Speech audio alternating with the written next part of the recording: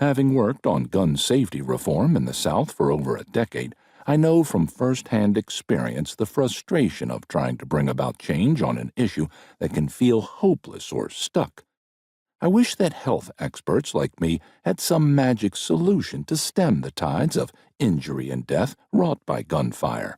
Instead, horrific shootings happen, and the most constructive way we can channel our anger and helplessness is to voice support for gun laws that may or may not have stopped a particular shooting. Even if assault weapons bans went into effect today, they would do nothing about the millions of assault rifles already in circulation, for instance, and that seem anything but common sense to many gun-owning Southerners. But I believe in the power of coalition, and I've come to realize that wider coalitions are needed to address how, far from being lost or decided, the gun debate remains central to whether the United States will be able to confront its historical traumas and build a better society, or whether mythologies of supremacy at the expense of communal betterment will win out. The daily violence we live with and have normalized is not normal. Even now, the decisions America makes about guns shape who we are and who we will become. Strategizing how to move forward depends on first reckoning with how we got here,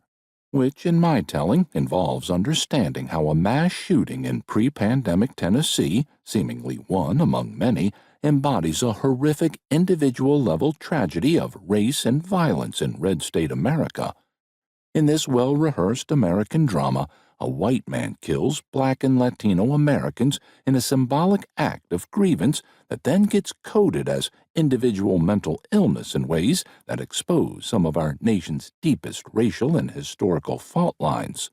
The system that dominates red state politics then mobilizes, not to ensure such tragedy can never happen again, but to practically guarantee that it will.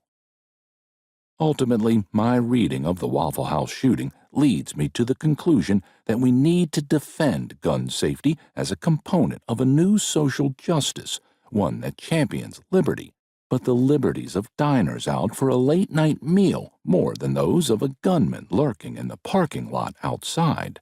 Failing to do so betrays the kind of democracy envisaged by the framers of our Constitution, a democracy where people with differing viewpoints participate within the same system to solve common problems by peaceful means.